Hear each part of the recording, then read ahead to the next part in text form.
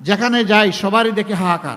সেনাবাহিনীর এক ধরনের দাবি, আধা সামরিক বাহিনীর এক ধরনের দাবি, রাষ্ট্রীয় অন্যান্য শৃঙ্খলা বাহিনীতে যারা আছেন তাদের এক ধরনের দাবি, সিভিল জগতে যারা কাজ করেন তার আরেক ধরনের দাবি, শিক্ষায় যারা কাজ করেন তাদের আরেক ধরনের দাবি। মানে দাবি সব জায়গায়। তার মানে কি? তার মানে কোনো একটা সেকশনের মানুষ এই দেশে সন্তুষ্ট নয়। এটাই সত্য।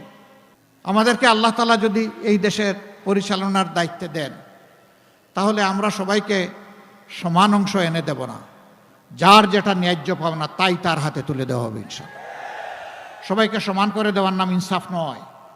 ইনসাফ হচ্ছে যার যার পাওনা তার তার হাতে উপযুক্তভাবে তুলে দেওয়ার নাম।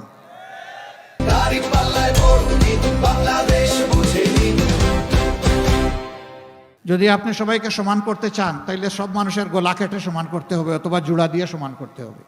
আল্লাহই তো সমান করেন নাই। আল্লাহই তার সৃষ্টিতে পার্থক্য করেছেন।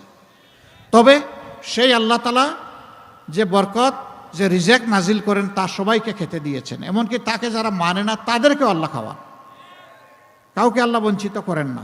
ইন্না ইলাইনা ইয়াবাহুম সুম্মা ইন্না আলাইনা হিসাবাহুম।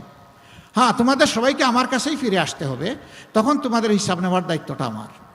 যে আমি যা দিয়েছিলাম তোমরা তার প্রতি শুকরিয়া করেছো কিনা, কৃতজ্ঞতা আদায় করেছো কিনা।